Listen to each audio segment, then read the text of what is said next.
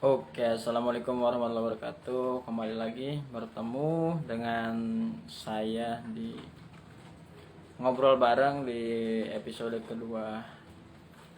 Insya Allah hari ini kita akan sharing, akan ngobrol bareng bersama narasumber kita, yaitu Ustadz Muhammad Nur Rahman. Kita masih menunggu beliau untuk masuk ke dalam uh, live IG. Coba kita undang.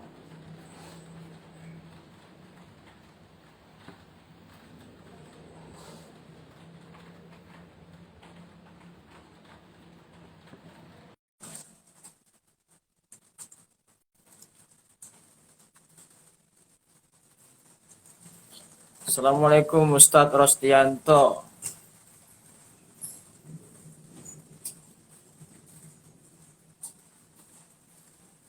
Ustadz Rosti, kapan-kapan kita ngobrol bareng yuk, kita atur jadwalnya. Bisa nggak Ustadz Rosti? Hari apa ya? Hari Minggu bisa nggak? Halo, Assalamualaikum. Waalaikumsalam. Jelas nggak suaranya, jelas nggak? Jelas, jelas. Jelas, oke oke. Aduh, maklum nih agak ngaret dikit kiainya habis ada acara katanya. Maklum banyak job. Alhamdulillah. Saya Pak Ustadz.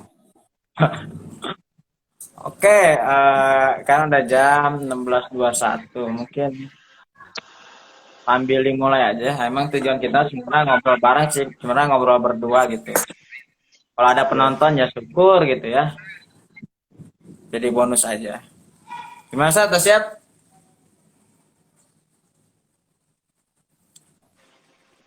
Udah beli pulsa? Jaringan aman? Jaringan aman, aman, aman.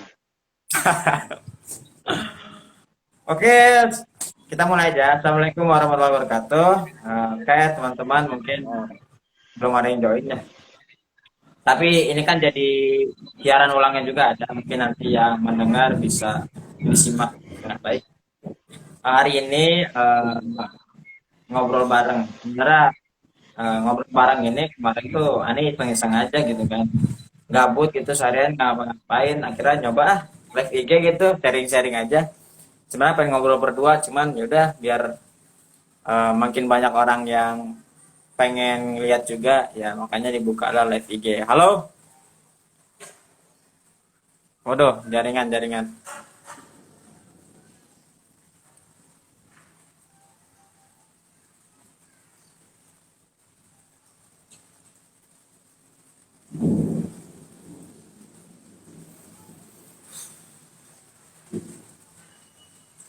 Sudah terpental.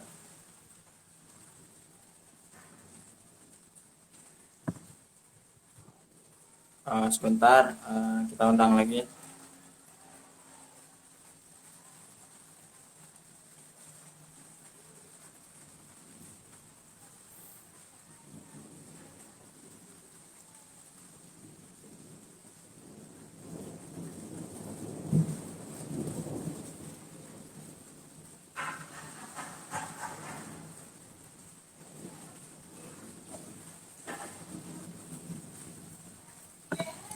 Oke, kita undang ya.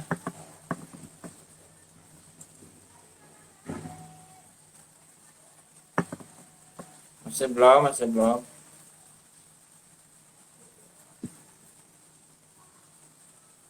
Kita sedang mencoba mengundang.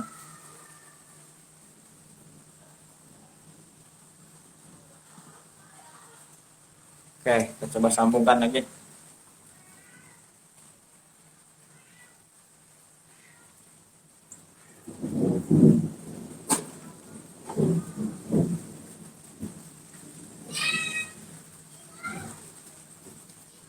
Sorry, ini jaringan kurang lancar. Oke, start. Kita coba terus ya.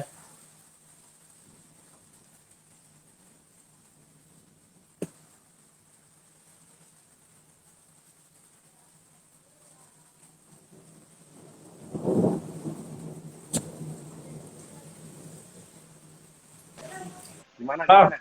Sorry, sorry ini jaringannya. Aduh, apa ini hujan mendung. Sini juga hujan nih lagi geluduk. Pakai apa? Kartu apa emang? Pakai kartu Tri. Konten itu nggak ngangkat kalau live itu. Saya pernah nyoba dulu gitu. Kayak bayunya tuh nggak kepake bayunya. Bayunya, bayunya lagi krisis. Oke, langsung aja Ustadz ya. Hari ini kita akan ngobrol bareng. Judulnya mungkin cukup luar biasa ya. Dan juga di luar dugaan. Saya kira mau bahas tentang anime gitu. Ternyata di luar itu. Hari ini kita Siap, bahas siap. tentang zakat profesi gitu kan. Mungkin banyak orang yang nggak tahu juga ya. Mungkin orang tuh kebanyakan tahu zakat tuh ya zakat fitrah aja gitu kan yang wajib tuh. Padahal di luar itu tuh sebenarnya ada yang wajib juga. Nah mungkin ini kan kita belum tahu juga, banyak yang belum tahu juga. Mungkin bisa dijelaskan dulu Ustaz, zakatnya secara umum itu apa, tuh zakatnya ada apa aja gitu. Terus yang wajib tuh apa aja gitu. Mungkin Ustaz silakan, Tafadol. Oke. Terima kasih kepada Ustaz Fauzi ini ya. Masya Allah. Subhanallah. Allah telah mengundang untuk pertemuan kali ini. Baik, saya akan menjawab pertanyaannya, yaitu mengenai apa yang akan saya bahas mengenai zakat profesi. Oke, mengenai konsep zakat. Zakat itu secara literalnya itu berasal dari bahasa Arab ya kan. Yaitu adalah huruf zakat, zakat ya. Atau dilapaskan dengan huruf apa? Zakat yang ada karma butuhnya. Itu mungkin kita pernah belajar juga ya mengenai zakat ini di SD, mau baik di SD, SMP, SMA ya kan. Di sekolah aliyah mungkin yang udah berpengalaman mengenai fikih, mungkin fikih di pelajaran fikih ini. Oke, zakat itu mungkin setahu yang kita pelajari itu terbagi menjadi dua. Ada zakat fitrah, ada zakat mal. Zakat fitrah itu bisa berupa beras, ya kan, maupun lain sebagainya. Adapun zakat mal itu hasil dari pertanian, peternakan, maupun dari hasil-hasil pangan. Kurang lebih seperti itu. Mungkin di sini saya menemukan referensi ya, yang dari semalam itu mungkin saya gali ya kan, mengenai dari ceramah-ceramah dari baik dari Buya Yahya, Ustaz Hadi Hidayat, baik dosen-dosen yang lain mungkin ya, mengenai zakat. Mungkin topik ini mungkin sedikit kontroversial ya, karena mungkin lebih umumnya itu zakat itu dari zakat fitrah dan zakat mal saja, dari konsep usul fikih dan fikihnya dari seginya tersebut. Nah di sini kontroversialnya ini adalah zakat profesi. Mengenai zakat profesi ini, tema yang diangkatnya itu adalah dari Syekh Yusuf Al-Qardawi, yang itu adalah kiai dari Mesir ya kan, kiai dari Mesir ini. Nah di situ mengenai referensi-referensi ya, beliau itu mengatakan bahwa mengapa disebut zakat profesi, karena disebut itu dalam kitabnya itu disebutkan beliau bahwa itu adalah ada patokan nisab-nisabnya. Itu mungkin kita mungkin bisa bekerja kekurangan ya kan, kita bisa menggunakan profesi kita untuk zakat gitu. Kurang lebih dari referensi yang digali ini Ada ini nggak apa? adalah seperti itu. Suaranya lebih ini didekatin lagi biar terjelas. Iya ini pakai headset ini, pakai Oh, headset. Ustaz itu. Oh, pantesan agak kecil itu suaranya. Oh gitu. Ya. Iya iya. Ya, lanjut deh. Lanjut. Jadi dari sini saya menemukan buku kitab ya. Nanti saya akan share pada Ustaz Fauzi mengenai zakat ya, zakat profesi ini. Dari di kitabnya ini dia membahas tentang mengenai zakat ya. Dalam tataran teoretik dan praktik, itu adalah buku dari Dr. Hanani MAG. Di sini bukunya ini sangat tuntas sekali ya mengenai kontroversial dalam zakat profesi ini dari segi implementasi dan pemberdayaannya belum banyak dijadikan kajian gitu. Mungkin hanya mempunyai sedikit mekanisme ya kan, zakat dan siapa-siapa yang berhak mengeluarkan zakat profesi tersebut gitu. Jadi pertama dalam bab ini adalah zakat dalam Islam, baik itu memaknai kewajiban zakat, kriteria zakat. Lalu yang kedua konsep zakat profesi. Konsepnya itu berupa kedudukan dan ketentuan. Yang ketiga adalah tata kelola zakat profesi, yaitu dari segi fungsi maupun pengelolaan zakat profesi tersebut. Dan yang keempat, zakat profesi bagi kaum profesional atau kaum pekerja gitu ya. Ya mungkin kita juga kayak di pekerjaan di buruh gitu kan, yang pabrik dan lain sebagainya, itu mungkin punya keterbatasan biaya mungkin ya. Jadi tidak wajib zakat mungkin gitu ya jatuhnya. Tapi ini ada keringanan juga mungkin dari pendapat para ulama ya kan mengenai zakat profesi ini untuk kaum-kaum tersebut. Oke, saya akan sudah poin dari yang pertama itu. Yang pertama adalah zakat dalam Islam. Itu memaknai konsep zakat yang tadi sudah saya jelaskan ya kan. Tapi di sini Dr. Quraisy Shihab menyatakan bahwa kata zakat juga bisa berarti suci. Sebab pengeluaran harta bila dilakukan dalam keadaan ikhlas dan sesuai dengan tuntutan agama dapat menyucikan harta dan jiwa yang mengeluarkannya. Nah, itu mungkin dari pendapat beliau ini tidak jauh dari pengertian zakat itu sendiri ya kan. Karena zakat itu adalah menyucikan harta dan jiwa kita gitu. Agar gimana ya? Sesuai dengan tujuannya dari untuk mensucikan orang yang berzakat tersebut gitu. Oke, dan itu adalah penjelasan 4 batasan makna zakat tersebut. Yang pertama adalah zakat bermakna an-numu, yang artinya tumbuh dan berkembang. Menegaskan bahwa orang yang selalu menunaikan zakat, hartanya akan selalu tumbuh dan berkembang.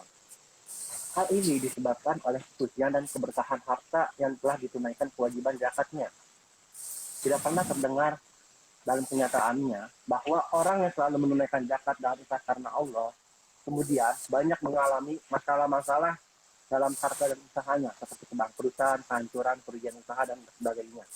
Jadi ini adalah hikmah zakat gitu ya. Jadi untuk apa sih kita berzakat tersebut?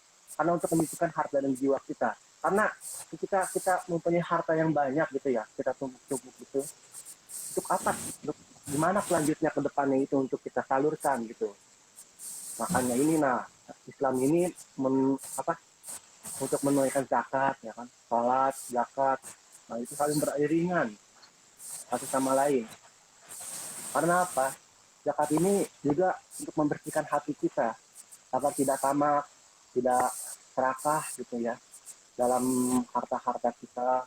Karena memang ya jiwa manusia ini mungkin ya tidak pernah merasa puas akan sesuatu ya kan, seperti yang terjadi pada masa-masa tersebut.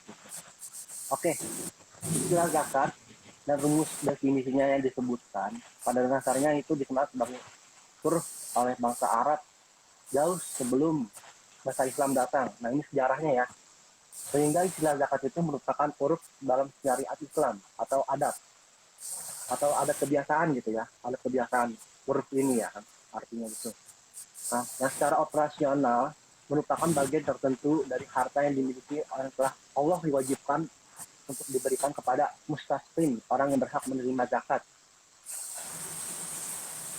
Nah, di sini Syekh Yusuf Al-Qardawi mengatakan ya, zakat dari segi fikih berarti sejumlah harta tertentu yang diwajibkan oleh Allah diserahkan kepada orang-orang yang berhak, di samping berarti mengeluarkan jumlah tertentu itu sendiri. Jumlah yang dikeluarkan dari kekayaan tersebut disebut zakat karena dikeluarkan itu menambah banyak, membuat lebih berarti. Jadi artinya mungkin kita kalau misalkan dari zakat mal ya, mungkin kita ada bagian-bagiannya gitu ya. Misalkan kita mempunyai 40 ekor unta, nah dari beberapa ekor unta itu kita wajib zakat gitu. Setelah kita mencapai nisab tersebut, maka itu diberlakukanlah zakat. Gitu. Oke, yang selanjutnya itu adalah yang kedua. Biasanya ini di dalam zakat ini dalilnya itu adalah di dalam Quran surat At-Taubah ya, At-Taubah, At-Taubah ayat 60. Di situ siapa aja yang wajib zakat gitu ya. Eh, Baik itu fakir miskin, mustabil, mualaf dan lain sebagainya. Itu disebutkan dalam Quran surat At-Taubah ayat 60. Oke. Kita tahu Ji, gimana jaringannya jelas? Apa Ya suaranya jelas saya aman kok, kurang? aman. Masih aman Ya, sudah ini Mas. mohon maaf aja. Siap-siap. Di sini udah mulai mendung ini. Duh, gelap banget ini.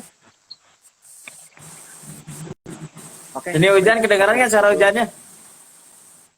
Potong gitu ya. Ya, Wah, ini mulai kacau jaringannya nih. kedengaran. Darah kedengaran aman-aman. Iya ini. Ini katanya, Hei, oke, aman. Oke, mengenai kakak tadi. contohnya aja dalam zakat mal ya. Oke, baik, saya akan lanjutkan lagi ya. Ya kan, contohnya itu zakat mal itu mengenai sapi, kerbau dan kuda ya kan. Nah, bisa sapi, kerbau dan kuda itu mencapai 30 ekor ya kan, dalam kias gitu ya.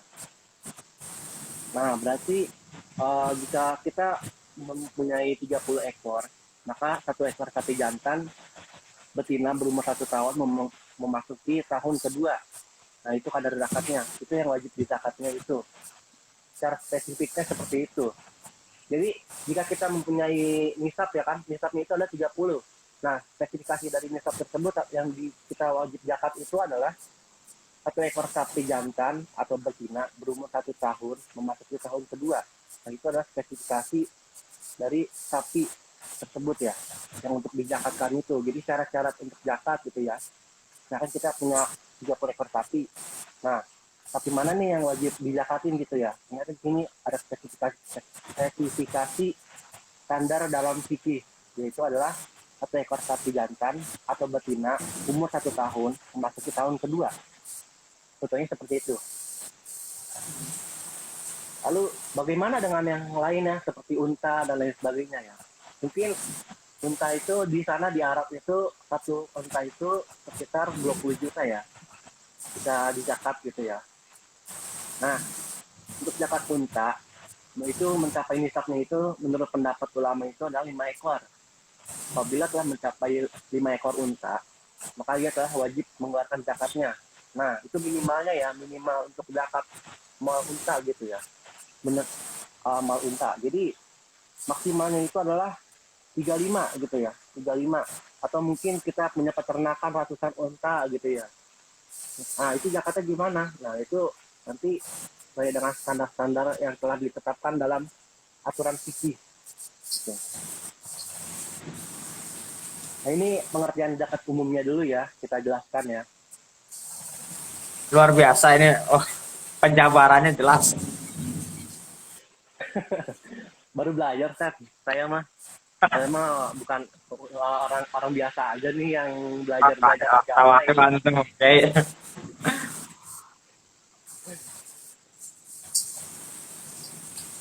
Oke, sekarang mengenai konsep zakat profesi. Nah, yang keduanya. Nah, ini zakat profesi nih yang paling topik yang paling kita bahas ini ya kan. Nah, zakat profesi adalah zakat yang dikeluarkan dari sumber usaha profesi atau pendapatan dari penjualan jasa. Dengan kata lain bahwa zakat profesi adalah zakat harta yang dikeluarkan karena diperoleh dari pemanfaatan potensi yang ada pada dirinya dan dimiliki dalam kepemilikan yang baru dengan berbagai macam upaya kepemilikan yang syar'i seperti hibah gitu ya, hadiah, upah kerja rutin gitu ya, profesi, dokter, arsitek, pengacara dan lain-lain. Nah, seperti itu yang tadi yang telah saya jelaskan itu ya. Kalau misalkan karyawan pabrik gitu ya, mereka tuh mempunyai upah, kepemilikannya gitu ya. Jadi dia apakah dengan zakat profesi itu dia adalah sah membayar zakat gitu ya. Nah, disinilah istihad para ulama menjelaskan apakah seperti ini di dalam literatur fikih sering disebut dengan al-mal al-mustafad atau harta yang didapat. Pengertian zakat profesi yang disebut di atas merujuk pada pengertian zakat dan relevansinya dengan pengertian profesi, yakni sebuah pekerjaan ya. pemberian jasa atau menghasilkan gitu ya, kayak freelancer dan lain sebagainya. Nah, di sini juga mungkin ada beberapa literatur fiksi yang disebutkan gitu ya. Nah, di sini ada klasifikasi usaha profesi ke dalam kriteria zakat gitu ya. Contohnya itu yang pertama adalah usaha fisik. Seseorang yang memperoleh uang dengan memanfaatkan fisiknya seperti buruh, karyawan, pegawai, dan artis. Lalu yang kedua, dari segi usahanya ini yang zakat profesi ini, yaitu adalah yang kedua itu adalah usaha pikiran. Seseorang yang memperoleh pendapatan melalui pikiran itu ya adalah dokter, desainer, konsultan, maupun pemikir-pemikir, kritis, ya kan, penulis dan lain sebagainya itu. Lalu usaha kedudukan. Jadi seseorang yang bekerja di suatu instansi atau perusahaan sehingga mendapatkan tunjangan karena posisi dan kedudukannya. Jadi kayak misalkan kita mempunyai kedudukan gitu kan ya dalam suatu organisasi atau kita memiliki cabang perusahaan ya. Nah itu mungkin dari aspek usaha kedudukannya. Lalu usaha modal, yaitu modal pendapatan yang diperoleh karena modal yang diinvestasikan pada sebuah perusahaan atau dalam bentuk tabungan di bank yang jatuhnya cukup senisab atau bahkan melampaui nisab. Jadi contohnya itu usaha modal kita kayak kita belajar seperti menanam modal gitu, investor ya kan, saham atau magang gitu kan ya. Nah itu dari segi usaha modal ya. Tapi ada lagi tuh, dari selain usaha itu hasilnya gimana gitu kan ya. Pertanyaannya seperti itu. Hasilnya itu bisa berupa menjadi dua gitu ya. Yang pertama adalah hasil yang teratur dan pasti, baik setiap bulan, minggu atau hari, seperti upah seorang buruh dan gaji PNS atau swasta gitu kan ya. Lalu yang kedua, hasil yang tidak tetap dan tidak dapat diperkirakan secara pasti, atau mungkin ya kita kerja serabutan lah, intinya seperti itu ya kan. Kita bekerja setiap hari gitu kan dengan upah yang tidak menentu. Nah, tapi pendapatannya itu melebihi dari kebutuhan pokok hidupnya dan keluarganya sehari-hari. Nah, itu dari segi hasil usahanya itu bisa mungkin ada keahlian, mungkin dari beberapa pendapat ulama ya, jika pendapatannya itu mencapai nisab maka diwajib dikeluarkan zakatnya gitu kan ya. Jadi kita misalkan kita punya pendapatan, misalkan kita per bulan itu gajinya itu 3 juta. Nah, dari 3 juta ini, nah itu ada mencapai nisabnya itu dalam profesi kita gitu kan. Kita misalkan bisa membeli zakat fitrah atau zakat mal gitu kan ya. Nah, itu bisa tuh kita mempunyai zakat nisab. Nah, zakat ini ya, zakat. Jadi itu udah bisa wajib dikeluarkan zakatnya, artinya seperti itu. Nah, karena kenapa bisa demikian pendapatnya? Karena pendapat tersebut didasarkan pada 3 poin. Yang pertama adalah ayat-ayat Al-Quran yang bersifat umum yang mewajibkan semua jenis harta untuk diwajibkan dikeluarkan zakatnya gitu kan ya. Lalu yang kedua, berbagai pendapat ulama terdahulu maupun sekarang meskipun dengan menggunakan istilah yang berbeda gitu. Artinya apa yang pendapat kedua ini? Jadi misalkan kita contohnya yang umum itu ya, misalnya kan kita contohnya zakat, misalkan kita udah umum banget gitu ya, belajar dengan zakat fitrah atau zakat mal ya kan, ada kriteria-kriterianya, ya kan unta itu minimal tuh 5 ekor, karena kan satu ekor unta itu 20 juta, atau sapi gitu kan ya, atau kambing lah. Kambing kan sekarang rata-rata itu 750.000 sampai 1.200.000 ya kan satu ekornya. Nah, zakatnya itu kalau minimal itu kambing antara 39 atau 40 sampai ke 50 ke atas lah maksimalnya gitu kan ya. Nah, lalu yang ketiga sekarang adalah dari sudut keadilan yang merupakan ciri utama ajaran Islam. Karena penetapan zakat pada setiap harta yang dimiliki akan terasa jelas dibandingkan hanya dengan menetapkan kewajiban zakat pada komoditas tertentu saja atau yang konvensional. Jadi bisa dibayangkan ya, contohnya itu adalah seorang petani yang saat ini kondisinya secara umum kurang beruntung gitu kan ya, contohnya itu ya. atau tetapi harus berzakat gitu. Jadi apabila hasil pertanian itu mencapai nisab gitu kan ya, karena mungkin ya ada beberapa pendapat juga gitu kan ya. Misalkan petani itu ada alirannya gitu kan ya, alirannya sawah-sawahnya, irigasinya gitu kan ya, katanya irigasi ya kan, perairan dari sawah-sawah. Nah, atau mungkin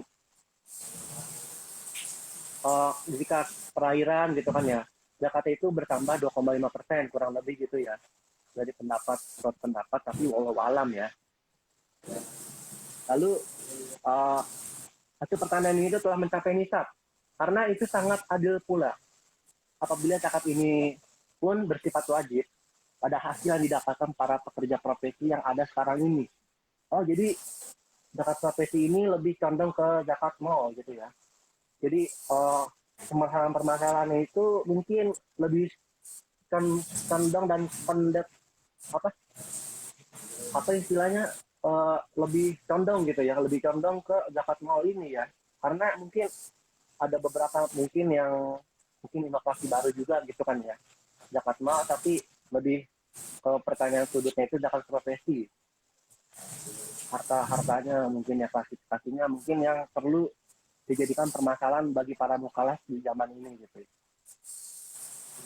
Jadi karena penentuan nisab kardar, karena kan memang menurut Yusuf Al-Qaradawi ini memang zakat profesi ini mungkin nggak katakan itu kan sama dengan nisab gitu, karena sama dengan pada zakat mal pada umumnya gitu ya. Karena jika contohnya itu dari sudut nisab itu dianalogikan pada zakat pertanian, nah, itu adalah sebesar 5 ausak atau senilai dengan 650 kg padi atau gandum gitu ya, atau senilai dengan 520 kg beras. Nah, di situ patokan nisabnya. Nah, itu dijadikan pendapat oleh Syekh Yusuf Al-Qaradawi, mengapa sih kita wajib apa mengeluarkan hukum gitu ya, zakat profesi ini gitu ya. Karena penggagas, tapi zakat lebih condong kepada ulama-ulama dulu ya, sebelum Syekh Al-Qaradawi mungkin ada ya mengenai permasalahan zakat, tapi memang di dalam literatur fikih yang saya baca itu, karena penggagasnya itu baik dari buku usul fikih, buku pelajaran agama Islam. Nah, itu lebih condongnya itu, populernya itu dari pendapat Syekh Yusuf Al-Qaradawi ini. Karena pendapatnya sebelah telah saya jelaskan sebelumnya itu mengenai zakat profesi. Karena patokan itu nggak jauh beda dengan nisab gitu. Dari hasil pertanian ini, yaitu adalah usaha-usahanya, jadi kayak usaha pikiran, usaha fisik ya kan, contohnya kayak buruh, pertanian dan lain sebagainya gitu ya. Di sini dalilnya itu ya, contohnya itu akan saya bacakan ya, dari hadis Nabi dari Mu'adz bin Jabal, diriwayatkan dari Imam Bukhari, yaitu an Mu'adz bin Jabal anna Nabi sallallahu alaihi wasallam ba'athahu ila al-Yaman fa amarahu an ya'khudha min kulli thalathi baqaratan tabi'an min kulli arba'ina musinatan wa min kulli halimin dinaron. Rawahu Bukhari. Jadi artinya itu adalah bahwasanya Nabi Shallallahu Alaihi Wasallam itu mengutus dia ke Yaman, dan dia diperintahkan mengambil zakat dari tiap-tiap 30 sapi, satu sapi atau satu tanai. Nah, satu sapi dan satu tanai ini adalah sapi yang berumur 1 tahun jantan dan betina, yang telah saya jelaskan sebelumnya gitu ya, dari spesifikasinya. Nah, ini spesifikasinya itu bisa dikolom-kolomkan gitu ya. Misalkan sapi itu analoginya itu adalah 20 ya, 20 gitu kan ya. Nah, 20 sapi. Nah, sapi mana itu yang wajib zakat? Nah, ternyata sapi yang berumur 1 tahun, baik dari kelaminnya itu jantan maupun betina gitu ya. Nah, lanjut lagi dari hadisnya ini. Dan tiap 41 musinna. Apa itu musinna? Musinna itu adalah sapi yang berumur 2 tahun betina. Nah, berumur 2 tahun tapi kelaminnya itu adalah betina. Itu disebutnya musinna. Dan tiap-tiap orang yang balik 1 dinar. Nah, ini adalah dalil diambilnya adalah zakat profesi. ini gitu ya. Atau mungkin dari surat Al-Baqarah ayat 267 gitu kan ya. Di sini di sini dalilnya sama gitu ya. Dari penjabaran dari Ustadz Adi Hidayat ini gitu ya. Gak jauh beda gitu. Dari hai orang-orang yang beriman, nafkahkanlah di jalan Allah sebagian dari hasil usahamu yang baik-baik dan sebagian dari apa yang kami keluarkan dari bumi untuk kamu. Dan janganlah kamu memilih yang buruk-buruk lalu kamu nafkahkan daripadanya. Padahal kamu sendiri tidak mau mengambilnya, melainkan dengan memitingkan mata terhadapnya. Ketahuilah bahwa Allah Maha Kaya lagi Maha Terpuji. Di sini yang digarisbawahi dari pengertian zakat ini adalah nafkahkanlah sebagian dari hasil usahamu yang baik-baik dan sebagian dari apa yang kami keluarkan dari bumi untuk kamu. Nah, ini adalah garis bawah penggalan ayat yang mungkin merujuk kepada zakat profesi. Jadi ayat Al-Quran itu adalah Bismillahirrahmanirrahim.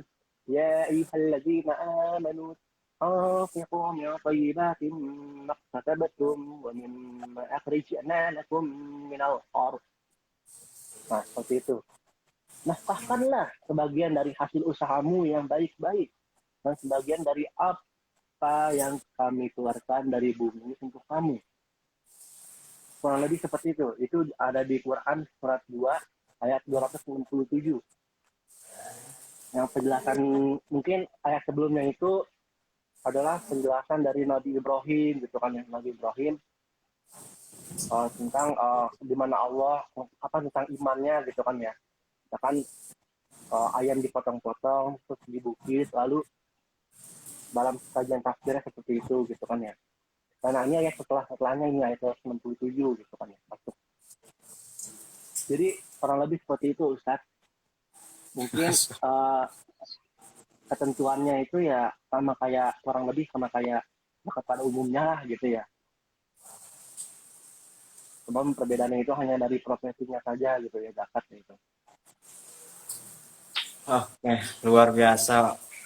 Jelas banget, Masya Allah, penjelasan dari guru kita. Ada beberapa memang terkadang ya, kita kan manusia banyak juga melakukan kegiatan sesuai profesi kita gitu kan. Terkadang kita lebih taat pajak daripada zakat, ya kan? Padahal zakat itu wajib juga bagi setiap umat Islam. Pajak juga wajib bagi setiap warga negara. Tapi entah kenapa kita lebih taat kepada pajak dibandingkan zakat.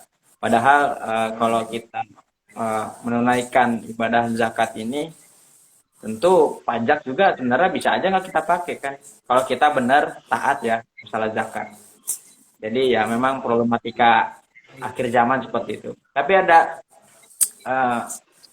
berarti setiap profesi itu ada kita wajib mengeluarkan zakat ketika mencapai hitungan nisabnya ya. Jadi kayak misalkan tadi kayak pertanian atau yang punya apalagi itu tadi peternakan, kalau memang mencapai nisabnya maka wajib mengeluarkan zakat. Atau misalkan yang kerja di PT juga apakah seperti itu wajib mengeluarkan zakat ketika mencapai nisabnya? Iya. Nah, pertanyaannya gini Ustaz, kalau misalkan Pertanyaannya nisabnya itu, nisab itu kan hitungan, halo tes. Nah, nisab itu kan hitungan ketika kita diwajibkan untuk mengeluarkan zakat. Misalkan nisab zakat itu kalau tidak salah dalam setahun itu 85 gram emas bukan? Senilai itu. Atau beda? Mohon koreksi, kalau nggak salah, takut salah. Setahun itu 85 gram emas. Dalam artian kalau misalkan pendapatan kita mencapai nisab sekian, maka kita wajib mengeluarkan zakat. Nah, nisabnya itu apakah pendapatan bersih kita atau kotor kita? Apa misalkan seluruh pendapatan nih mencapai nisab, dia wajib mengeluarkan zakat? Atau dikurangi dulu dengan kebutuhannya, keperluan yang lain, nah baru dihitung pendapatan bersihnya ketika melebihi batas nisabnya, maka dia wajib mengeluarkan zakat. Nah, jadi pendapatan kotor kah atau pendapatan bersih? oh gitu. Baik, saya akan jawab ya langsung ya. Masya Allah, langsung tahu gitu, langsung wah di luar kepala. Ya karena kan saya udah baca beberapa referensi mungkin ya. Jadi ini tentang di sini banyak nih penjabaran dari Yusuf Al-Qaradawi gitu kan ya. Meskipun banyak yang kurang jelas gitu ya dari penjabaran beliau gitu kan ya. Tapi dalam buku tersebut gitu ya, tataran dalam teori dan praktik ini sangat lugas gitu bahasanya. Penjabarannya juga cukup ekstensif juga ya, ekstensif. Oke, di sini saya ngambil dari contohnya aja ya, dari di buku ya ini halaman 40 gitu kan ya. Di sini Syekh Al-Qaradawi itu bilang, bila pendapatan seseorang sangat besar dan kebutuhan dasarnya sudah sangat tercukupi, wajar bila dia mengeluarkan zakat 2,5% langsung dari pemasukan kotornya. Sebaliknya, bila pemasukan seseorang tidak terlalu besar, sementara kewajiban untuk memenuhi nafkah keluarganya lumayan besar, maka tidak mengapa dia menunaikan dulu segala kewajiban nafkahnya sesuai dengan standar kebutuhan dasar. Setelah itu sisa pemasukan dizakatkan sebesar 2,5% kepada amil zakat, gitu ya. Contohnya gini, misalkan keluarga kita gitu kan ya, kita sebulan itu menafkahi mereka itu 3,5 juta gitu sebulan ya. Tapi gaji kita itu hanya cukup 4 juta gitu ya. Jadi 500.000 ini mungkin uh, sisanya itu ya sisa dari pemasukan kita gitu kan ya. Jadi sisa pemasukan kita ini di Jakarta sebesar 2,5% gitu. Jadi artinya ini uh, kita misalkan uh, pengen zakat gitu kan ya. Tapi pemasukan itu harga gitu itu cukup besar gitu kan ya. Jadi kita mau buat beras gitu kan ya, mau beli beras buat zakat. Nah itu 2,5% gitu kan dari pemasukan gitu. Kan sekarang kan besar beras itu kan di Kabupaten Bogor ini itu 3,5 liter ya. tiga Hmm. koma lima liter itu 37.500 ya di standar yang di Kemenak itu. Nah itu 2,5%-nya segitu. Misalkan kita dalam satu keluarga itu mempunyai empat orang ya, 4 orang. Berarti 37 dikali 4 ya kan, 37 dikali 4. Artinya kurang lebih 150 lah gitu ya, 150.000 gitu kan ya. Dari sisa pemasukan kita gitu kan ya. Berarti tidak jauh beda gitu kan ya. Mungkin katanya seperti itu. Kenapa demikian? Karena di sini saya akan jelaskan lagi. Kedua pendapat ini memiliki kelebihan dan kekurangan. Buat mereka yang pemasukannya kecil dan sumber penghidupannya hanya bergantung pada dari situ. Sedangkan tanggungannya lumayan besar, maka pendapat pertama lebih sesuai untuknya gitu ya. Nah, pendapat kedua ini lebih sesuai bagi mereka yang memiliki tingkat banyak memiliki banyak sumber penghasilan gitu kan ya. Misalkan penghasilannya gede gitu kan ya. Tapi kebutuhan itu ya tercukupi tapi sisanya itu lebih banyak gitu ya dari kebutuhannya gitu kan ya. Yang yang intinya itu adalah tanggungan pokoknya itu tidak terlalu besar gitu kan ya. Jadi menurut saya sah-sah aja gitu kan ya dari pengertian zakat itu ya mungkin kita pengen ngeluarin zakat gitu ya dari pemasukan kotor kita tapi wajar aja gitu kan ya karena kan memang kita berniat untuk berzakat gitu kan ya mungkin pemasukan kotor ini mungkin ya intinya itu ya zakat itu adalah membersihkan jiwa kita gitu ya bukan berarti penghasilan kotor itu kita merusak jiwa kita tapi penghasilan kotor itu kan hanya bonus gitu kan ya intinya kita seperti itu ya bonus dari penghasilan umum kita gitu lah penghasilan dasar kita gitu kan kurang lebih seperti itu karena yang telah saya jelaskan sebelumnya itu alasannya gitu kan ya alasannya saya ulangi lagi ya karena alasan yang dari kedua pendapat ini gitu kan ya hanya bergantung jika pemasukannya kecil terus pekerjaannya itu hanya bergantung dari itu aja gitu kan ya kita kan petani gitu pekerjaan itu bergantung dari petani aja gitu bertani. Nah sedangkan tanggungannya itu lumayan besar gitu kan ya mungkin kan kita nggak tahu juga kan ya petani itu ya kan bisa juga gagal panen. Nah kan biasanya kan ada sebab akibatnya juga gitu kan ya orang yang kita kan nggak tahu juga ya rezeki itu kan memang dari Allah juga ya kan tentuin juga gitu ya tapi mungkin ini dari pendapatnya aja ya gitu ya jadi tanggungan pokoknya itu tidak terlalu besar lah intinya seperti itu. Jadi ketika dia berpenghasilan besar dan terpenuhi semua kecukupannya, maka dengan pendapatan kotor pun memang kalau sudah mencapai nisabnya ya berzakat aja gitu ya. Tapi ketika ada orang yang memang pas-pasan nih setelah dikurangi kebutuhannya, ternyata sisanya nggak mencapai nisabnya gitu. Berarti kan kalau nggak mencapai nisab nggak diwajibkan dong berzakat. Berarti dia hanya sedekah biasa ya. Misalkan ketika orang pengen zakat nih, tapi dia belum capai hitungan itu, misalkan sudah dikurangi kebutuhannya ya hasilnya memang segitu. Ketika dihitung juga nggak mencapai nisabnya, maka sebenarnya mereka nggak diwajibkan untuk berzakat gitu. Tapi kalau mau sedekah ya sedekah mungkin gitu, infak gitu. Tapi kalau zakat tidak diwajibkan. Mungkin seperti itu ya Ustadz ya. Ya, zakat itu tidak diwajibkan kalau misalkan dia masih berkekurangan gitu kan ya. Tapi dia itu Ya, adalah sebagai penerima zakat aja gitu kan ya. Karena kan ya. dia itu mungkin bagian dari fakir miskin mungkin ya gitu ya. Jadi Mhm. kriteria orang yang menerima zakat tersebut gitu ya, dari mualaf, baik mualaf, musabil, dan lain sebagainya. Itu kriteria dari orang-orang yang berhak menerima zakat gitu ya. Maksudnya mungkin seperti itu gitu. Oke, oke. Berarti kalau hitungan nisab itu per tahun ya? Kalau nisab zakat itu ya hitungannya ya. Ya, misal ya ini kan zakat ini kan diwajibkan hanya setahun sekali gitu ya. Ya. Oke, thank you. Ini luar biasa nih ilmu banyak banget. Sebenarnya ini ya, zakat ini menjadi solusi ya buat kita. Kalau kita biasanya kan dengar para pejabat bilang dengan janjinya ingin mengatasi kemiskinan di negara gitu kan. Tapi sebenarnya dengan program-program mereka yang dirancang, disusun dengan sebaik mungkin, pada akhirnya tetap nggak mampu juga gitu kan. Sebenarnya ini solusinya sederhana sih. Ketika orang memang sadar dengan agamanya, maka mereka akan menunaikan apa yang diperintahkan dalam agamanya. Salah satunya zakat. Kalau semua orang ya, kita bayangin semua orang memang sadar gitu, sadar buat eh, ada kewajiban untuk mengeluarkan zakat. Nah, sebenarnya kemiskinan ini bisa lebih gampang teratasi karena setiap orang tuh sadar gitu kan. Misalkan walaupun dia penghasilannya sudah mencapai pas-pasan ataupun yang penghasilannya lebih besar, misalkan kan banyak pengusaha-pengusaha sukses. Kalau mereka sadar gitu kan ada kewajiban untuk mengeluarkan zakat, sebenarnya kemiskinan ini bisa lebih teratasi sih.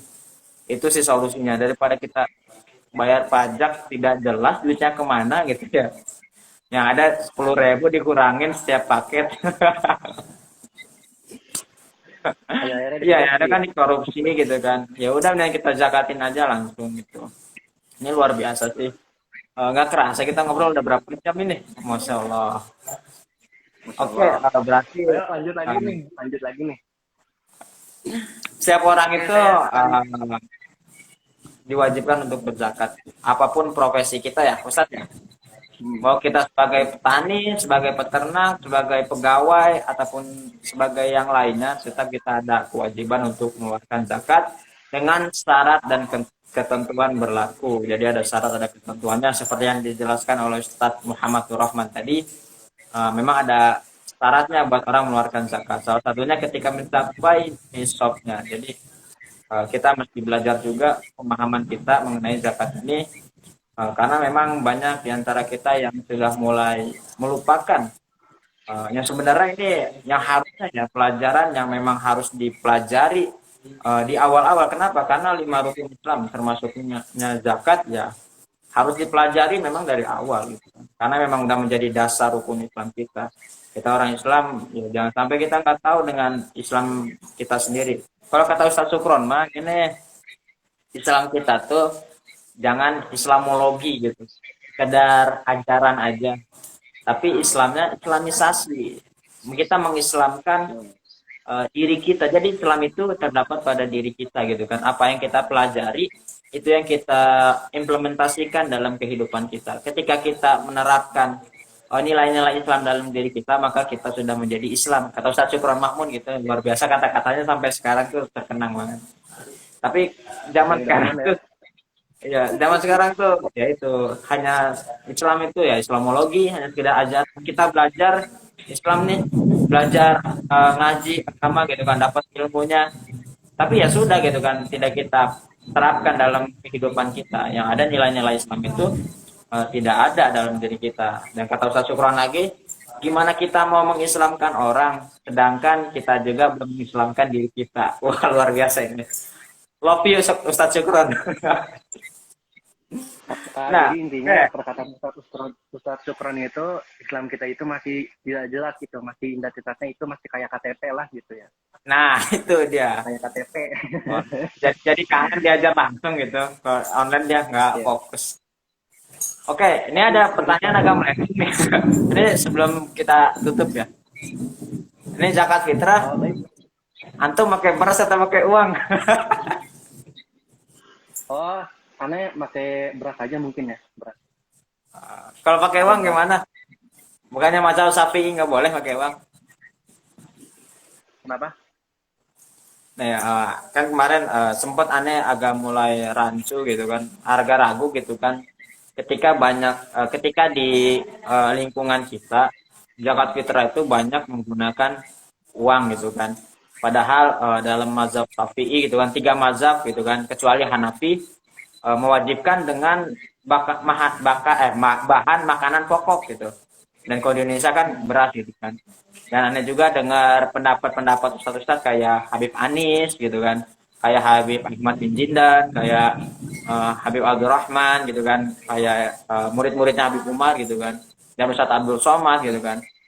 Ternyata memang diwajibkan menggunakan beras. Nah, tetapi gitu kan, fenomena di lingkungan kita banyak menggunakan uang gitu kan. Ini menurut antum gimana Ustaz? Kalau menurut Ana ya kayak gini kan perlu yang namanya memang ada Anda juga bertanya beberapa ustadz di sini katanya boleh membolehkan dengan alasan yang tadi yang mazhab Hanafi gitu kan yang membolehkan menggunakan uang. Tapi kan kita sekarang kan mayoritas di mazhab Imam Syafi'i gitu kan. Dan aneh juga dengar dari ustadz-ustadz lain kan wajib menggunakan beras. Jadi agak ragu juga gitu kan. Tapi sekarang udah mantep. Insya Allah tahun ini zakat menggunakan beras.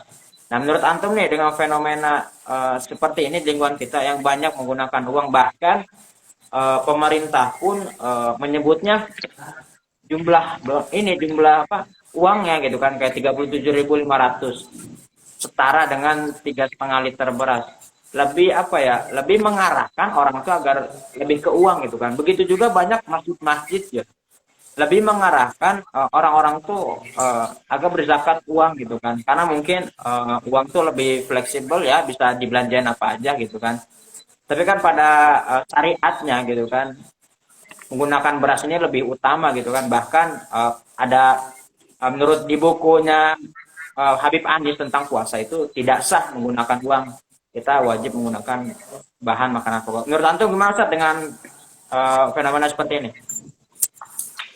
Oh menurut saya ya, jadi ini memang dari tergantung dari keadaan jadi inti dari permasalahan ini adalah kedengeran. Dengeran dengeran. Nah, di sini speakernya udah mulai ngedot-ngedot ini ya. Jadi jadi oke saya akan jawab. Jadi inti dari permasalahannya ini mungkin nggak jauh beda dari lingkungan sekitar kita gitu. Yang wajib zakat itu ya kan, yang menerima zakat itu dia butuh apa gitu kan ya. Apa itu berupa uang, bahan pokok dan lain sebagainya. Mungkin ini istilah ini mungkin manusia ini terlalu ingin menganggap mudah gitu ya, tidak mau mengeluarkan sesuatu gitu kan. Nah, jadi akhirnya ujungnya itu gue pakai duit aja gitu kan ya. Daripada pakai beras ini gini ya mending itu buat kecukupan gue sendiri aja lah gitu intinya gitu.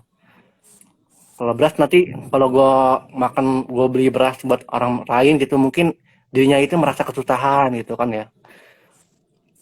Jadi gimana ya? Kita kayak untuk mengisi perut aja kita untuk mengisi perut kita sendiri aja egois gitu kan ya. Apalagi kita mengisi perut tetangga kita sendiri gitu kan ya. Pengennya yang lain gitu ya. Iya.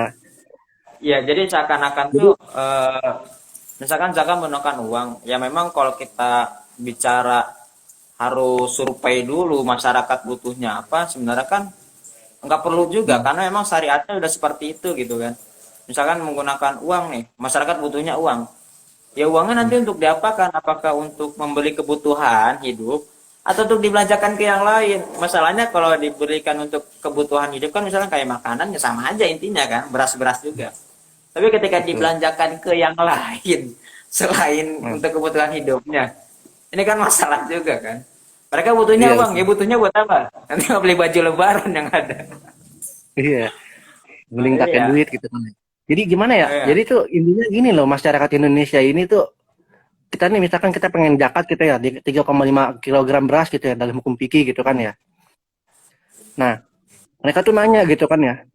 Ini 3,5 kilogram beras ini kalau diuangkan jadi berapa duit gitu kan ya. Biasanya kan ujung-ujungnya kan pasti pertanyaannya kan mengarah pada duit-duit juga kan mereka ya. Nggak mau ribet ya. Iya, gitu gitu. Nah, kalau udah dijawab standarnya, oh jadi 3,5 kilogram beras ini setara dengan 37.500. Nah, akhirnya kan apa? Jika ulama berpendapat seperti itu, akhirnya jadi semakin lama ini mereka tuh lebih mengarah kepada pendapat yang duit ini gitu daripada yang harga patokan harga beras ini gitu kan ya 3,5 liter ini gitu ya. Karena memang beban hidup kita itu tuh pasti selalu memikirkan tentang duit duit gitu ya. Misalkan kita mau beli sesuatu gitu kan ya, gue mau beli HP nih gitu ya, berapa duit nih, berapa duit, pasti ditanya duit duit mulu gitu ya, spesifikasinya nggak ditanya-tanya gitu-gitu. Nah itu memang udah habit kita gitu ya. Memang Ini udah lu bisa kan nyatanya orientasi. gini ya, contohnya gini ya, bukan kan hanya zakat gitu aja ya gitu ya, kita mau beli butuh laptop gitu kan ya, gue mau beli laptop nih gitu ya, berapa sih yang paling murah gitu kan ya, pasti nanya-nanya ke yang lain-lain dulu ya, laptop yang paling murah berapa sih gitu ya, berarti kan pertanyaan intinya ke duit-duit juga gitu kan ya, ke budget gitu ya, budget, jadi ujung-ujungnya yang dipakai itu budget gitu, bukan barangnya itu sendiri gitu. Tapi memang kita tuh kadang memang melihat harga tuh gini, takutnya nanya yang lain dulu. Misalnya aku mau beli laptop, nanya spesifikasinya dulu, nanti pas lihat duitnya nggak cukup kan malu juga gitu. Mungkin makanya dilihat Iya. di harga dulu gitu. Pokoknya orang Indonesia tuh yang penting mah bagus tapi murah gitu. Iya, Tapi ya, pokoknya tapi kalau masyarakat ngantuk. Indonesia itu ya kurang lebih pasti ditanya itu barangnya itu pasti kan barangnya kan memang belum ada gitu kan ya, tapi pengen dibeli gitu kan ya, ya kan contohnya beras gitu kan ya, ini 3,5 beras, ini kan ketentuan dari zakatnya gitu rata-rata ya 3,5 beras ya, 3,5 gram beras gitu kan ya, mohon maaf, kalau diuangkan menjadi 37.500, ya udah diuangkan aja gitu, jadi store-nya itu adalah uang bukan barang gitu.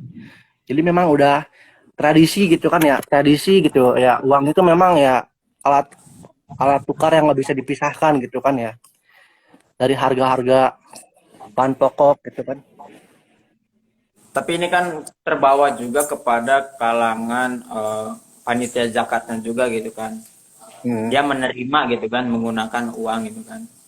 Padahal banyak juga kan pendapat mayoritas ulama di Indonesia kan mewajibkan dengan beras gitu kan. Bahkan dengan tegas tidak sah kalau menggunakan dengan uang. Nah khawatir aja kalau fenomena ini dibiarkan kan, jika ada ulama berpendapat seperti itu, dalam artian zakat kita tidak sah dong ketika menggunakan uang.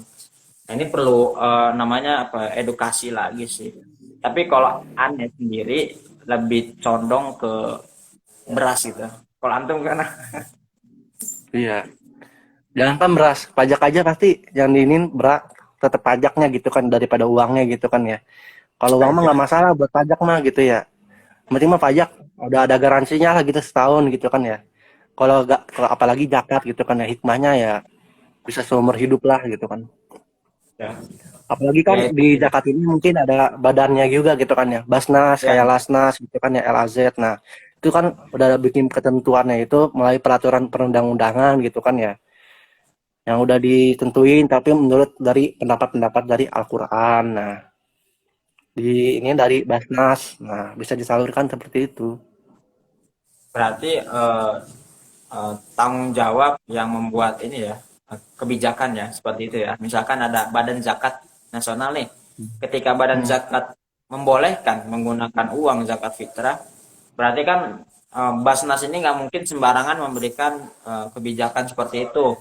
Pasti Hmm. berdasarkan pendapat-pendapat ustadz-ustadz juga, ulama-ulama juga, mengambil Al-Quran dan hadis juga. Ya Ya. intinya tanggung jawab mereka juga ya ketika fenomena ini di masyarakat terjadi gitu kan. Dan walaupun sebenarnya di luar Basnas itu banyak yang berpendapat lain yang mewajibkan menggunakan bahan makanan pokok seperti itu sih. Tapi mungkin setiap orang silakan mengambil pendapatnya masing-masing. Saya akan menjalani pendapat saya, begitu juga dengan ente Ustadz. Intinya ini menjadi ini sih fenomena yang berulang-ulang setiap tahunnya. Tapi ketika banyak juga penjelasan yang berulang-ulang, tapi tidak ada ibaratkan kayak perubahan juga, ya mungkin antara emang orang belum tahu atau memang mereka mengambil pendapat seperti itu gitu. Tapi nggak masalah juga sih. Biar para ustadz-ustadz yang menjelaskan. Nah, saya hanya Jadi mengikuti saja. contohnya aja untuk bantuan sosial lah gitu, bansos yang tahun kemarin gitu kan, yang corona ini ya contohnya gitu ya. Ini korupsi bukan sepuluh Kan, ribu. nah ya itu 10.000. Nah, yang harganya beras gitu kan ya, sama ini. Nah, ternyata dikorupsi sama Mensos itu kan 3 miliar. Nah, itu kan dari 10.000 itu mungkin ya. Tapi walau alam nih kita nggak berbicara tentang politik ya, tapi berbicara tentang contoh hartanya ini gitu kan ya. Ya, Nah, dari masing-masing kan udah disalurkan tuh ya. Tapi ternyata barang-barangnya itu ada sisanya gitu kan ya. Ternyata ya sisanya ini ternyata nggak disalurkan lagi gitu kan ya. Tapi yang ada yang malah ditimbun gitu kan, yang ditimbun barangnya itu. Nah, lama kelamaan itu jadi busuk kan gitu ya, bantuan sosial itu ya kan. Banyak tuh di kejadian di dekat Depok gitu kan ya. Dia kan ada bansos-bansos gitu ya dulu ya, yang pernah saya lihat di berita gitu ya. Tapi ternyata ada sisa dari bansos itu ternyata ditimbun. Ternyata jadi kayak ngebusuk gitu di tengah-tengah jalan atau di mana gitu kan ya. Tapi sayang juga sih gitu ya dari barang-barangnya itu gitu kan ya. Tapi ya jadi gimana ya? Karena banyak kontroversi juga gitu ya antara uang dengan barang gitu kan ya. Kalau misalkan kita salurkan barang kepada yang membutuhkan, tapi yang membutuhkan itu malah lebih membutuhkan uang gitu kan ya. Kita kan nggak tahu juga ya penerimaannya itu mau seperti apa masyarakat gitu ya. ya sih ya. Tapi ya begitulah keadaan di kita. Tapi kita jadi buah hikmah aja, pelajaran aja. Dalam artian gini, Hmm. eh, ketika ada Ustadz berpendapat zakat itu wajib gunakan beras, tapi masyarakat itu sendiri sedang membutuhkan uang bukan beras. Nah itu. Berarti ini kan masalahnya kenapa bisa merubah jadi apa ya, merubah syariat zakat itu sendiri? Kenapa nggak merubah masyarakatnya gitu kan? Kenapa nggak lebih membantu di luar zakat ya? Ya misalkan kalau memang orang-orang yang bisa disebut menerima zakat itu membutuhkan uang, kenapa yang diubah itu zakatnya gitu kan? Misalkan barang harus diganti jadi uang gitu kan? Kenapa enggak orang-orang di luar sana yang mulai muncul peduli gitu kan terhadap orang-orang tersebut gitu kan? Ketika dia membutuhkan uang ya orang-orang yang lain kemana gitu kan? Kenapa nggak bantu dia untuk memenuhi kebutuhannya gitu? Dan juga orang yang menerima zakatnya juga jangan egois juga gitu kan. Ketika Nah kita itu. memang butuh kebutuhan untuk hidup, ya memang kalau misalkan dapat uang juga silakan gunakan untuk kebutuhan hidup. Jangan untuk nafsu, nanti malah dibelikan yang lainnya gitu kan. Misalkan malah dibelikan keinginan yang memang tidak diperlukan dalam kehidupannya. Kalau misalkan masih beli baju sih nggak masalah, karena memang baju itu kebutuhan. Tapi ketika Hmm. di luar itu malah dibelikan misalkan handphone gitu kan. Sedangkan handphone ini tidak urgent-urgent banget dalam hidupnya gitu. Nah, ini kan menjadi problem juga. Intinya sih semua harus mulai belajar gitu kan. Memahami gitu. Diri sendirilah pada dasarnya. Ya intinya Oke, jadi mungkin itu sih. masyarakat itu kurang disiplin lah intinya gitu. Kurang Nah, mendisiplinkan diri. Nah ya contohnya kayak betul sih. gitu. Susah gitu. Jadi mau kita udah ngasih uang tapi dia minta barang gitu kan ya. Giliran ada barang tapi malah minta ditukerin jadi uang. Nah, itu kurang mendisiplinkan diri namanya. Ya, Padahal kan bisa sama-sama kan bisa tahu diri udah relasi gitu kan dikasih. ya. Heeh. Udah dikasih minta minta apa dikasih hati minta jantung. Iya. Di PHP ini Oke, oke. ujung-ujungnya ya. Mantap. Luar biasa obrolan kita pada hari ini teman-teman, walaupun menyisahkan satu penonton dan ini dia sendiri sebenarnya. Oke, Ustadz silakan penutup terakhir kata-kata yang lebih ajib pamungkas, kata-kata pamungkas silakan Ustadz. Kata-kata pemungkas. Baik, saya akan menyampaikan aja gitu kan ya. Mungkin masyarakat Indonesia ini mungkin keberatan gitu kan ya dengan aturan negara dan aturan Islam itu sendiri gitu kan ya. Baik itu dari aturan negara itu berupa pajak maupun aturan Islam itu sendiri berupa zakat gitu kan ya. Karena keduanya itu memang lebih penting gitu kan ya. Uh, Sama-sama menyelamatkan gitu kan ya. Islam itu kan menyelamatkan agama gitu kan ya. Pertama jiwa kita zakat itu ya kan artinya itu sendiri itu kan membersihkan jiwa. Sedangkan aturan negara itu kan memang mutlak gitu kan ya untuk membantu masyarakat negara-negara itu gitu kan ya di dalam negara-negara itu pajak gitu kan ya. Tapi akhirnya kenapa? Karena zakat ini akhirnya terabaikan juga gitu kan ya. Jadi ada yang menganggap enteng gitu kan ya. Jadi saya menerima zakat aja gitu kan ya. Karena saya nggak mampu gitu. Tapi giliran bayar zakat dia mampu gitu kan ya. Kan sama aja terbalik gitu kan ya. Mungkin ada hukum di Indonesia ini dan hukum Islam ini menjadi berat sebelah gitu kan ya. Artinya seperti itu. Nah, maka dari itu mungkin satu kata aja dari saya gitu kan ya. Kita harus mendisiplinkan diri, menyelamatkan agama kita sendiri kita dulu gitu kan ya. Sebelum kita menyampaikan kedisiplinan itu kepada orang lain gitu, pada yang lebih membutuhkan. Apalagi kita sebagai seorang milenial gitu kan ya, seorang milenial yang memang kita harus tahu juga ini hukum-hukum zakat gitu, permasalahan-permasalahannya baik dari itu fikih maupun prosesnya itu dari itu adalah itu fikih gitu kan ya. Nah, mungkin Ustaz Fauzi mau menambahkan. Ini masuk sekalian penutup aja. Oke teman-teman, terima kasih buat semua yang udah bergabung dalam live kita pada sore hari ini. Mudah-mudahan ada ilmu yang bermanfaat yang kita dapatkan pada hari ini. Sedikit penutupan, Islam itu agama yang indah, agama yang luar biasa. Kenapa? Karena ketika Islam memerintahkan suatu perintah kepada kita, itu bukan hanya sekedar perintah, tetapi dalam perintah itu terdapat hikmah, terdapat nilai-nilai yang luar biasa. Ketika Islam memerintahkan kita untuk sholat, bukan semata-mata hanya tujuannya mengharapkan pahala sholat itu, tapi di dalam sholat itu ada nilai-nilai, ada hikmah yang memang kita butuh dalam kehidupan kita. Ketika memerintahkan untuk zakat, puasa, untuk haji, di situ terdapat hikmah yang bisa kita pelajari dan terdapat nilai-nilai yang memang sebagai tujuan Allah untuk membimbing kita agar senantiasa dalam jalan yang diridhoinya gitu kan. Dalam artian setiap yang Allah perintahkan kepada kita itu ada nilai-nilai yang terkandung di dalamnya yang memang itu untuk kebaikan kita sendiri. Jadi sebenarnya ibadah itu merupakan kebutuhan kita juga. Ketika kita merasa tidak perlu untuk ibadah, berarti kita sedang tidak butuh apa-apa dalam kehidupan kita. Teman-teman, kita melakukan yang terbaik dalam kehidupan kita ini. Kita berusaha untuk menjadi hamba yang bertakwa lagi, yang berusaha menjalankan perintahnya dan berusaha menjauhi apa yang dilarangnya. Ini menjadi bukti ketaatan kita, kesungguhan kita untuk mendapatkan ridho Allah Subhanahu wa taala. Mungkin itu sharing kita pada sore hari ini. Mudah-mudahan kita bisa sharing lagi bersama Ustadz kita Muhammad Nur Rahman. Ini guru saya di Laroiba, luar biasa. Jadi saya juga ini Ustaz Fauzi. Masya Allah. Mudah-mudahan anak undang ke sini ya buat ngisi pengajian di sini. Insya Allah kapan-kapan. Kalau corona sudah berakhir. Mungkin itu aja Ustadz. Terima kasih atas waktunya nih ya. Makasih juga nih ya. Mohon maaf telat nih lapnya. Waduh, tidak dimaafkan. Jangan dikit. Ya, saya dimaklumin.